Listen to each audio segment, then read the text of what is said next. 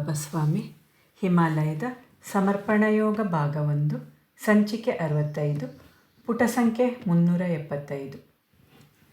ಇವತ್ತಿನ ಗ್ರಂಥ ಪಠಣವನ್ನು ಗುರುವಂದನೆಯೊಂದಿಗೆ ಪ್ರಾರಂಭ ಮಾಡೋಣ. ಓಂ ಗುರುರ್ ಬ್ರಹ್ಮ ಗುರುರ್ ವಿಷ್ಣು ಗುರುರ್ ದೇವೋ ಮಹೇಶ್ವರಃ ಗುರುರ್ ಸಾಕ್ಷಾತ್ ಪರಬ್ರಹ್ಮ ತಸ್ಮೈ ಶ್ರೀ ಗುರುವೇ ನಮಃ. ತಸ್ಮೈ ಶ್ರೀ ಗುರುವೇ ನಮಃ. ತಸ್ಮೈ ಶ್ರೀ ಗುರುವೇ ನಮಃ. ಗುರು ನಿನಗೆ ಹೇಗೆ ಕಾಣುತ್ತಾರೆ? ಅವರು ಏನು ಮಾಡುತ್ತಾರೆ? ಅವರು ಏನು ಹೇಳುತ್ತಿದ್ದಾರೆ ಎಂಬುದಕ್ಕಿಂತಲೂ ಗುರುವಿನ ಸಾನ್ನಿಧ್ಯದಲ್ಲಿ ನಿನಗೇನು ಅನುಭವವಾಯಿತೆಂಬುದು ಮುಖ್ಯ. ಎಲ್ಲಕ್ಕಿಂತ ಮೊದಲಾಗಿ ಆಗುವ ಅನುಭವವೇನೆಂದರೆ ಅವರ ಸಾನ್ನಿಧ್ಯದಲ್ಲಿ ನಿನಗೆ ತುಂಬ ಹಿತವೆನಿಸುತ್ತದೆ. ಹೇಗೆಂದರೆ ಮರುಭೂಮಿಯಲ್ಲಿ ತಂಪಾದ ನೀರು ದೊರಕಿದರೆ ಉಂಟಾಗುವ ಅನುಭವದಂತೆ ಒಳ್ಳೆಯದೆನಿಸುತ್ತದೆ. ಗುರುವಿನ ಸಮೀಪಕ್ಕೆ ಸುಲಭವಾಗಿ ಹೋಗಿಬಿಡಬಹುದು, ಆದರೆ ಅವನಿಂದ ದೂರ ಹೋಗಲು ಇಚ್ಛೆಯಾಗುವುದಿಲ್ಲ. ಅಲ್ಲಿ ಒಬ್ಬನ ಎಲ್ಲ ಆಲೋಚನೆಗಳು ನಿಂತು ಬಿಡುತ್ತವೆ, ವಿಚಾರಗಳೆಲ್ಲ ನಿಂತು ಬಿಡುತ್ತವೆ. ಏಕೆಂದರೆ ವಿಚಾರಗಳು ಶರೀರದಿಂದ ನಿರ್ಮಿತಗೊಂಡಂತಹವು. ಒಮ್ಮೆ ನೀನು ಆತ್ಮವಾಗಿ ಬಿಟ್ಟರೆ ಶರೀರದ ಅಸ್ತಿತ್ವ ಹೊರಟು ಹೋಗುತ್ತದೆ. ಹಾಗೆಯೇ ಶರೀರದ ಭಾವಗಳು ಸಮಾಪ್ತಗೊಳ್ಳುತ್ತವೆ. ಆಗ ಶರೀರದ ವಿಚಾರಗಳು ಹೇಗೆ ಬರಲು ಸಾಧ್ಯ? ಆಗ ನೀನು ಅಲ್ಲಿಂದ ಹೋಗಲು ಏಕೆ ಬಯಸುವೆ? ನಿನಗೆ ಗುರುವನ್ನು ಬಿಟ್ಟು ಅಲುಗಾಡಲು ಮನಸ್ಸು ಬರುವುದಿಲ್ಲ.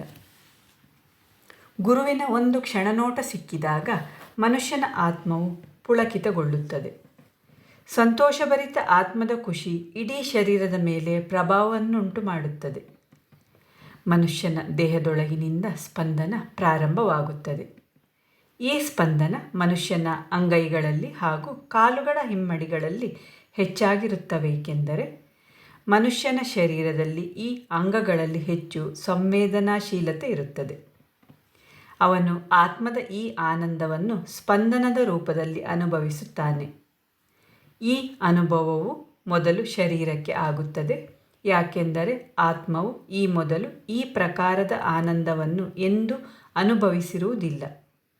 ಆತ್ಮ ಏಕೆ ಸಂತೋಷಗೊಳ್ಳುತ್ತದೆ ಎಂದರೆ ಆತ್ಮವು ಮೊದಲೇ ಪರಮಾತ್ಮನನ್ನು ತಿಳಿದಿರುತ್ತದೆ. ಪರಮಾತ್ಮನೊಂದಿಗೆ ಬೆಸೆದುಕೊಳ್ಳಬೇಕೆಂಬ ನಮ್ಮ ಆಶಯವು ಲಕ್ಷಾಂತರ ಪವಿತ್ರ ಆತ್ಮಗಳ ಸಮೂಹದಿಂದ ಈಡೇರುತ್ತದೆ. ಈ ಲಕ್ಷಾಂತರ ಆತ್ಮಗಳ ಸಾಮೂಹಿಕ ಶಕ್ತಿ ಗುರುವಿನ ಆತ್ಮದೊಂದಿಗೆ ಇರುತ್ತದೆ. ಈ ಸಾಮೂಹಿಕತೆಯಿಂದಾಗಿ ಗುರುವಿನ ಆತ್ಮವು ವಿಶೇಷ ಆತ್ಮವಾಗುತ್ತದೆ. ಗುರುವಿನ ಆತ್ಮ ಅಂತಹ ವಿಶೇಷ ಆತ್ಮವಾಗುತ್ತದೆ ಏಕೆಂದರೆ ಅದಕ್ಕೆ ತನ್ನದೇ ಆದ ಅಸ್ತಿತ್ವವಿರುವುದಿಲ್ಲ. ಆತ್ಮಗಳ ಸಾಮೂಹಿಕತೆಯು ತನ್ನಲ್ಲಿರುವುದರಿಂದ ಹಾಗೂ ಸಾಮೂಹಿಕತೆಯಲ್ಲಿ ಗುರುವಿನ ಆತ್ಮದ ಅಸ್ತಿತ್ವವು ಹಂಚಿ ಹೋಗಿಬಿಡುವುದರಿಂದ ಗುರುವಿನ ಆತ್ಮಕ್ಕೆ ಅಸ್ತಿತ್ವವಿಲ್ಲ. ಇದರ ಅರ್ಥ ಗುರುವಿನ ಆತ್ಮವು ಲಕ್ಷಾಂತರ ಆತ್ಮಗಳ ಸಮರೇಖೆಯಲ್ಲಿರುತ್ತದೆ. ಹಾಗೆಯೇ ಲಕ್ಷಾಂತರ ಆತ್ಮಗಳು ಗುರುವಿನ ಆತ್ಮದೊಂದಿಗಿರುತ್ತವೆ. ಈ ಲಕ್ಷಾಂತರ ಆತ್ಮಗಳ ಶಕ್ತಿ ಗುರುವಿನ ಆತ್ಮವನ್ನು ಪರಮಾತ್ಮನನ್ನಾಗಿ ಮಾರ್ಪಡಿಸುತ್ತದೆ. ಗುರುವಿನ ಶರೀರ ಅಸಾಮಾನ್ಯವಲ್ಲ, ಆದರೆ ಗುರು ಅಸಾಮಾನ್ಯನಾಗಿರುತ್ತಾನೆ. ಗುರುವಿನ ಆತ್ಮವು ಲಕ್ಷಾಂತರ ಆತ್ಮಗಳಿಗೆ ಹಂಚಿ ಹೋಗುವ ಕಾರಣ ಆ ಲಕ್ಷಾಂತರ ಆತ್ಮಗಳು ಸಾಮೂಹಿಕವಾಗಿ ಮೂಡಿಬಂದಾಗ ಅವುಗಳು ಗುರುಶಕ್ತಿಯ ಕಡೆ ಆಕರ್ಷಿಸಲ್ಪಡುತ್ತವೆ. ಇಂತಹ ಒಂದು ಲಕ್ಷಾಂತರ ಆತ್ಮಗಳ ಸಾಮೂಹಿಕತೆ ಇರುವಾಗ ಯಾವುದೇ ಒಂದು ಆತ್ಮವು ಸ್ವಾಭಾವಿಕ ರೂಪದಲ್ಲಿ ಇಂತಹ ಸಾಮೂಹಿಕತೆಗೆ ಆಕರ್ಷಿಸಲ್ಪಡುತ್ತದೆ. ಇದರ ಫಲವಾಗಿ ಒಂದು ಬ್ರಹ್ಮನಾದ ನಿರ್ಮಾಣವಾಗುತ್ತದೆ. ಗುರುವಿನ ಸನ್ನಿಧಿಗೆ ಹೋದಾಗ ಈ ಬ್ರಹ್ಮನಾದವು ಕೇಳಲು ಪ್ರಾರಂಭವಾಗುತ್ತದೆ. ಇದೆಲ್ಲವೂ ನಿನ್ನ ದೈನ್ಯತೆಯ ಸ್ಥಿತಿಯನ್ನು ತಲುಪಿದಾಗ, ತಲೆಬಾಗಲು ತಯಾರಾದಾಗ ಮಾತ್ರ ಸಾಧ್ಯವೇಕೆಂದರೆ ಈ ವಿನಯಶೀಲತೆ ನಿನ್ನ ಗ್ರಹಣ ಶಕ್ತಿಯನ್ನು ಹಿಗ್ಗಿಸುತ್ತದೆ. ನಿನ್ನ ಶರೀರ ನಾನು ಆ ಶರೀರಕ್ಕೆ ತಲೆಬಾಗುವುದಿಲ್ಲ ಎಂದು ವಿಚಾರ ಮಾಡಿದರೆ ಅದು ತಲೆಬಾಗುವುದಿಲ್ಲ. ಆದರೆ ಈ ತಲೆಬಾಗುವಿಕೆ ಕೇವಲ ಶಾರೀರಿಕ ಸ್ತರದಲ್ಲಿ ಅಲ್ಲ, ಇದು ಆತ್ಮಿಕ ಸ್ತರದಲ್ಲಿರಬೇಕು. ಈ ತಲೆಬಾಗುವಿಕೆಗೆ ಅರ್ಥ ಬರುವುದು ಯಾವಾಗ ಎಂದರೆ ಆತ್ಮವು ಕೂಡ ತಲೆಬಾಗಿದಾಗ, ಅಂದರೆ ಅದು ಕೂಡ ಲಕ್ಷಾಂತರ ಆತ್ಮಗಳ ಸಾಮೂಹಿಕತೆಯ ಎದುರು ತಲೆಬಾಗಿದಾಗ ಮಾತ್ರ. ಒಂದು ಆತ್ಮದಲ್ಲಿ ಶ್ರದ್ಧೆ ಇಲ್ಲದಿದ್ದರೆ ಅದು ಆತ್ಮಗಳ ಸಮೂಹದ ಮುಂದೆ ತಲೆಬಾಗಲು ಹೇಗೆ ಸಾಧ್ಯ? ಆದುದರಿಂದ ಗುರುವಿಗೆ ಪ್ರತಿಯಾಗಿ ಶ್ರದ್ಧೆ ತೋರುವುದು ಅತ್ಯಂತ ಅವಶ್ಯವಾಗಿದೆ. ಆದರೆ ಈ ಶ್ರದ್ಧೆ ಅಂಧಶ್ರದ್ಧೆಯಾಗಿರಬಾರದು. ಕೆಲವರ ಮೇಲೆ ಶ್ರದ್ಧೆ ಇದ್ದರೆ ನಾವು ಆ ಶ್ರದ್ಧೆ ಇರುವವರನ್ನು ಅನುಕರಣೆ ಮಾಡಿ ಶ್ರದ್ಧೆಯನ್ನು ಬೆಳೆಸಿಕೊಂಡರೆ ಆಗ ಅದು ನಾಟಕವೆನಿಸಿಕೊಳ್ಳುತ್ತದೆ. ಅದು ಕುರುಡು ಶ್ರದ್ಧೆಯಾಗುತ್ತದೆ. ಯಾವುದೇ ಅನುಭೂತಿ ಪಡೆಯದೆ ಸುಮ್ಮನೆ ಶ್ರದ್ಧೆಯನ್ನು ಇಟ್ಟುಕೊಳ್ಳುವುದು ಪರಿಜ್ಞಾನವಿಲ್ಲದ ಶ್ರದ್ಧೆಯಾಗಿದೆ. ಈ ರೀತಿಯಾದ ಶ್ರದ್ಧೆ ಹೆಚ್ಚು ಸಮಯ ನಿಲ್ಲುವುದಿಲ್ಲ. ಹಾಗಾಗಿ ಒಳ್ಳೆಯ ಅನುಭೂತಿ ಉಂಟಾಗಿ ಆನಂತರ ಮೂಡುವ ಶ್ರದ್ಧೆಯು ಶಾಶ್ವತ ಶ್ರದ್ಧೆಯಾಗಿದೆ. ಶ್ರದ್ಧೆಯು ಒಂದು ಆತ್ಮದ ಪವಿತ್ರ ಭಾವವಾಗಿದೆ. ಒಂದು ಆತ್ಮವು ಆತ್ಮಾನುಭಾವವನ್ನು ಪಡೆದ ಮೇಲೆಯೇ ಈ ಶ್ರದ್ಧೆ ಉಂಟಾಗಬೇಕು. ಆದ್ದರಿಂದ ಅನುಭೂತಿಯೇ ಶ್ರದ್ಧೆಯ ಆಧಾರವಾಗಿರಬೇಕು. ಒಬ್ಬನಿಗೆ ವೈಯಕ್ತಿಕವಾಗಿ ಅನುಭವ ಉಂಟಾಗದೆ ಶ್ರದ್ಧೆಯನ್ನು ಬೆಳೆಸಿಕೊಳ್ಳಬಾರದು. ಶ್ರದ್ಧೆಯ ಆಧಾರ ಆತ್ಮಿಕ ಆನಂದವಾಗಿರಬೇಕು. ಈ ಪವಿತ್ರ ಅನುಭೂತಿಯ ಆಧಾರದ ಮೇಲೆ ಶ್ರದ್ಧೆ ಇದ್ದು ನಮ್ಮನ್ನು ಯಾವಾಗಲೂ ಆ ಅನುಭವದೊಂದಿಗೆ ಇರುವಂತೆ ಮಾಡಬೇಕು. ನಮ್ಮ ಚಿತ್ತ ಆ ಒಳ್ಳೆಯ ಅನುಭವದ ಮೇಲಿರಬೇಕು. ನಾವು ಗುರು ಸಾನ್ನಿಧ್ಯದಲ್ಲಿದ್ದಾಗ ನಮ್ಮ ಚಿತ್ತ ಸದಾ ಆ ಅನುಭೂತಿಯ ಮೇಲೆ ಇರುತ್ತದೆ. ನಮ್ಮ ಚಿತ್ತ ಆ ಅನುಭೂತಿಯ ಮೇಲೆ ಇದ್ದಾಗ ನಮ್ಮ ಮನಸ್ಸು ಶಾರೀರಿಕ ಹಂತದಲ್ಲಿನ ಸಾಮಾನ್ಯ ವ್ಯವಹಾರಗಳನ್ನು ನೋಡಲು ಹೋಗುವುದಿಲ್ಲ. ಶಾರೀರಿಕ ಹಂತದಲ್ಲಿನ ಸಾಮಾನ್ಯ ವ್ಯವಹಾರಗಳತ್ತ ನಿನ್ನ ಗಮನ ಹೋಗದಿದ್ದರೆ ಆಗ ನಿನಗೆ ಆತ್ಮೀಯ ಸ್ತರದಲ್ಲಿಯ ವ್ಯವಹಾರಗಳಲ್ಲಿರುವ ನಿರ್ಮಲ ಆನಂದ ಅರ್ಥವಾಗಲಾರಂಭಿಸುತ್ತದೆ. ಈ ನಿರ್ಮಲ ಆನಂದವನ್ನು ಆತ್ಮದಿಂದ ಮಾತ್ರ ಅನುಭವಿಸಬಹುದು. ಆ ಅನುಭವ ಶಾಶ್ವತವಾದದ್ದು. ಇಂತಹ ನಿರ್ಮಲ ಆನಂದವನ್ನು ಮನುಷ್ಯ ಗುರುವಿನಲ್ಲಿ ಸಂಪೂರ್ಣ ಶ್ರದ್ಧೆ ಇಡುವುದರಿಂದ ಮಾತ್ರ ಪಡೆಯಬಲ್ಲ. ಇದು ಬರುತ್ತಾ ನಿಧಾನವಾಗಿ ಆಗುವಂತಹದ್ದು. ಶಾರೀರಿಕ ಕಾರ್ಯಗಳು ವೇಗದೊಂದಿಗೆ ಆಗುವುದಾಗಿದ್ದರೆ ಆತ್ಮಿಕ ಕಾರ್ಯಗಳು ಅನುಭೂತಿಗಳೊಂದಿಗೆ ಆಗುವಂತಹದ್ದು. ಆದ್ದರಿಂದ ಆತ್ಮಿಕ ಕಾರ್ಯಗಳಿಗೆ ವೇಗದ ಗತಿ ಇರುವುದಿಲ್ಲ. ಅದು ಅದರದ್ದೇ ಆದ ಪ್ರಾಕೃತಿಕ ಗತಿಯಲ್ಲಿ ಚಲಿಸುತ್ತಿರುತ್ತದೆ. ಆಧ್ಯಾತ್ಮಿಕ ಕ್ಷೇತ್ರಕ್ಕೆ ಒಂದು ದೊಡ್ಡ ವಿಶೇಷತೆ ಇದೆ. ಮನುಷ್ಯನು ಮಾಡುವ ಯಾವುದೇ ಪ್ರಯತ್ನಗಳು ಶಾರೀರಿಕ ಸ್ತರದಿಂದ ಆಗುವುದರಿಂದ ಆಧ್ಯಾತ್ಮ ಕ್ಷೇತ್ರದಲ್ಲಿ ಅವನ ಯಾವುದೇ ಪ್ರಯತ್ನಗಳಿಗೆ ಸ್ಥಾನವಿಲ್ಲ. ಯಾಕೆಂದರೆ ಆಧ್ಯಾತ್ಮಿಕ ಪ್ರಗತಿಯು ಆತ್ಮಿಕ ಸ್ತರದಲ್ಲಿ ಆಗುವುದಲ್ಲದೆ ಅದು ಪರಮಾತ್ಮನ ಕೃಪೆಯನ್ನು ಅವಲಂಬಿಸಿದೆ. ವಾಸ್ತವದಲ್ಲಿ ಒಬ್ಬ ಇದನ್ನು ಸರಿಯಾಗಿ ಆಲೋಚಿಸಿದರೆ ಅವನಿಗೆ ಸತ್ಯವೇನೆಂದು ತಿಳಿಯುತ್ತದೆ.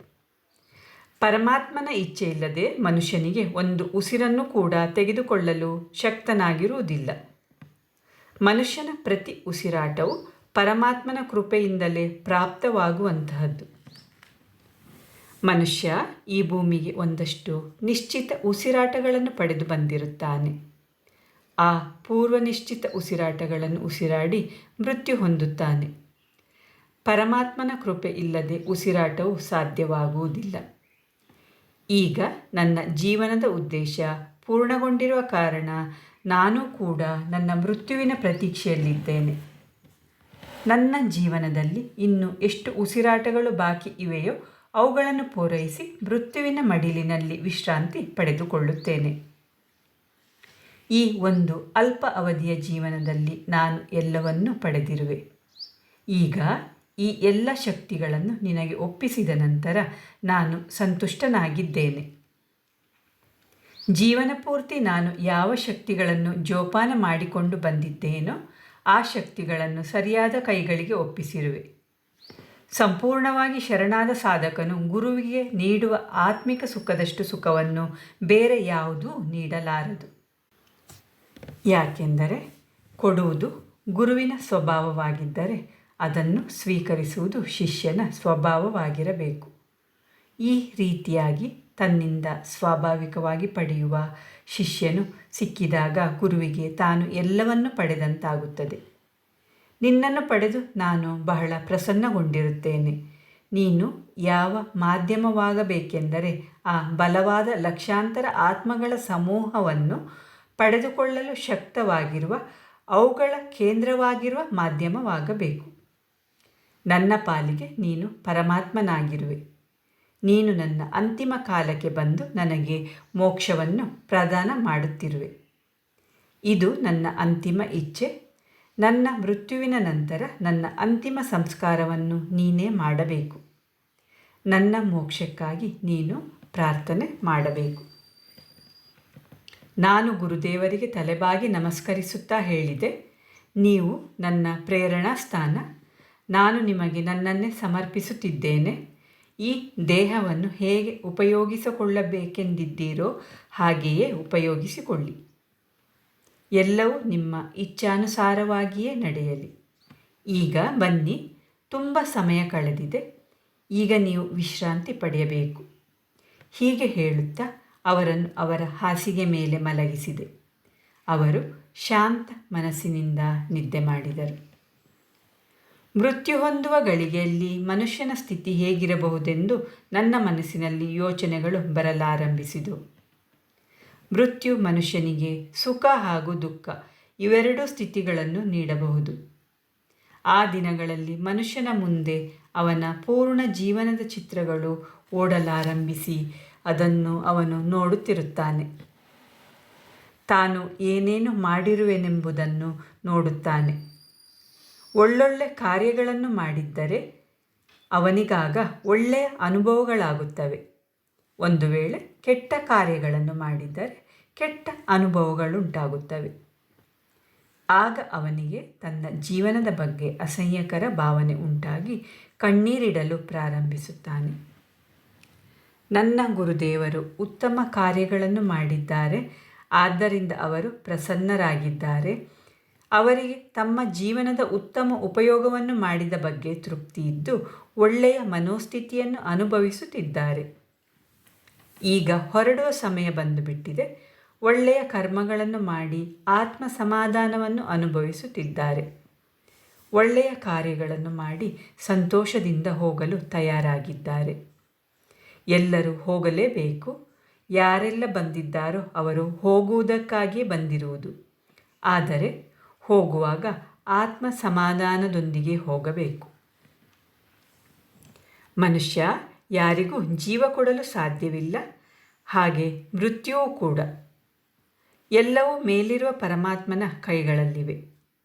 ಮನುಷ್ಯ ನಿಜವೆಂದೆಣಿಸಿ ತಪ್ಪು ಕಲ್ಪನೆಯಿಂದ ಇದು ನನ್ನ ಮಗ, ಇದು ನನ್ನ ಮಗಳು, ನಾನು ಈ ಹುಡುಗನ ತಂದೆ, ನಾನು ಈ ಹುಡುಗಿಯ ತಾಯಿ ಎಂದೆಲ್ಲ ಹೇಳುತ್ತಾನೆ. ವಾಸ್ತವದಲ್ಲಿ ಇವೆಲ್ಲ ಕೇವಲ ಮಾಯೆಯಷ್ಟೇ. ನನಗೆ ಒಂದು ಮಗನನ್ನು ಹುಟ್ಟಿಸಲು ಆಗುವುದಿಲ್ಲ, ಹಾಗೆ ಒಂದು ಮಗಳನ್ನು ಹುಟ್ಟಿಸಲು ಸಾಧ್ಯವಿಲ್ಲ. ಪತಿ ಪತ್ನಿಯರ ಶಾರೀರಿಕ ಮಿಲನದಿಂದ ಫಲಸ್ವರೂಪವಾದ ಒಂದು ಶರೀರ ನಿರ್ಮಾಣವಾಗುತ್ತದೆ. ಆ ಶರೀರಕ್ಕೆ ಒಂದು ಆತ್ಮವು ಪ್ರವೇಶ ಮಾಡಿದಾಗ ಮಾತ್ರ ಆ ಶರೀರ ಒಂದು ಅಸ್ತಿತ್ವವನ್ನು ಪಡೆಯುತ್ತದೆ. ಆತ್ಮವಿಲ್ಲದ ಶರೀರ ಒಂದು ಶವದ ಸ್ವರೂಪವಾಗಿರುತ್ತದೆ. ಒಂದು ಶವವನ್ನು ಯಾರೂ ತಮ್ಮ ಮನೆಯಲ್ಲಿ ಇಟ್ಟುಕೊಳ್ಳಲು ಬಯಸುವುದಿಲ್ಲ. ತಾಯಿ ತಂದೆಯರು ಕೇವಲ ಒಂದು ಶರೀರವನ್ನು ನಿರ್ಮಾಣ ಮಾಡುತ್ತಾರಷ್ಟೆ. ಅದು ಕೂಡ ಅವರು ಮಾಡುವುದಲ್ಲ, ಅವರ ಮೂಲಕ ಆಗಿರುವಂಥದ್ದಾಗಿರುತ್ತದೆ. ಅವರ ಮಾಧ್ಯಮದ ಮೂಲಕ ನಿರ್ಮಾಣಗೊಂಡ ಶರೀರ ನಾಶವಾಗುವಂಥ ಶರೀರವಾಗಿರುತ್ತದೆ. ಅದು ಶಾಶ್ವತವಲ್ಲ. ಪರಮಾತ್ಮನು ಆ ನಶ್ವರ ಶರೀರಕ್ಕೆ ಆತ್ಮವನ್ನು ದಯಪಾಲಿಸಿ ಅದು ಸ್ವಲ್ಪ ಅವಧಿಯವರೆಗೆ ಜೀವಂತವಿರುವ ಹಾಗೆ ಮಾಡುತ್ತಾನೆ. ಆದ್ದರಿಂದ ಆ ದೇಹದಲ್ಲಿ ಆತ್ಮ ಪ್ರಮುಖವಾದದ್ದು. ಆತ್ಮವನ್ನು ಸೃಷ್ಟಿಸುವಲ್ಲಿ ತಂದೆ ತಾಯಿಯರ ಕೈವಾಡ ಏನೂ ಇರುವುದಿಲ್ಲ. ಆತ್ಮವು ಆ ತಂದೆ ತಾಯಿಯರ ಮಾಧ್ಯಮದಿಂದ ಹುಟ್ಟಿದ್ದಲ್ಲ. ಆ ನಶ್ವರವಾದ ಹಾಳಾಗಿ ಹೋಗಬಲ್ಲ ಶರೀರ ಮಾತ್ರ ಆ ತಂದೆ ತಾಯಿಯರ ಮೂಲಕ ಹುಟ್ಟಿಕೊಳ್ಳುತ್ತದೆ. ಆ ತಂದೆ ತಾಯಿಯರು ಯಾವುದನ್ನೂ ಸೃಷ್ಟಿಸುವುದಿಲ್ಲ. ಹಾಗಿರುವಾಗ ಆ ತಂದೆ ತಾಯಿ ನಾವು ನಿಮ್ಮನ್ನು ಹುಟ್ಟಿಸಿದೆವು ಎಂದು ಹೇಗೆ ಹೇಳಲು ಸಾಧ್ಯ? ಅವರ ಮೂಲಕ ಸೃಷ್ಟಿಯಾಗಿರುವಂತಹದ್ದು ಯಾವುದೆಂದರೆ ಆತ್ಮವಿಲ್ಲದ ಶರೀರ ಮಾತ್ರ. ಅದು ನಿರ್ಜೀವವಾಗಿರುತ್ತದೆ. ಆ ನಿರ್ಜೀವ ಶರೀರಕ್ಕೆ ಜೀವ ತುಂಬುವ ಶಕ್ತಿಯೇ ಪರಮಾತ್ಮ. ವಾಸ್ತವದಲ್ಲಿ ಪ್ರತಿ ಮನುಷ್ಯನನ್ನು ಪರಮಾತ್ಮ ಸೃಷ್ಟಿಸುತ್ತಾನೆ. ಆದರೆ ತಂದೆ ತಾಯಿಯರು ಅನಾವಶ್ಯಕ ಅಹಂನಿಂದ ತಾವು ಮಕ್ಕಳನ್ನು ಹುಟ್ಟಿಸಿರುವುದಾಗಿ, ತಾವು ಮಕ್ಕಳಿಗೆ ಜನ್ಮ ನೀಡಿರುವುದಾಗಿ ತಿಳಿದುಕೊಂಡಿರುತ್ತಾರೆ. ಜೈ ಬಾಬಾ ಸ್ವಾಮಿ. ಇವತ್ತಿನ ಗ್ರಂಥ ಪಠಣವನ್ನು ಮುಕ್ತಾಯಗೊಳಿಸುತ್ತಿದ್ದೇನೆ. ಶಾಂತಿ ಪಾಠ. ಓಂ ದ್ಯೋ ಶಾಂತಿ ಅಂತರಿಕ್ಷ ಗುಂ ಶಾಂತಿ ಪೃಥ್ವಿ ಶಾಂತಿ ಆಪಃ ಶಾಂತಿ ಔಷಧಯಃ ಶಾಂತಿ ವನಸ್ಪತಯಃ ಶಾಂತಿ ವಿಶ್ವೇ ದೇವಾಃ ಶಾಂತಿ ಬ್ರಹ್ಮ ಶಾಂತಿ ಸರ್ವಗುಂ ಶಾಂತಿ ಶಾಂತಿರೇವ ಶಾಂತಿ ಸಾ ಮಾಂ ಶಾಂತಿರೇಧಿ.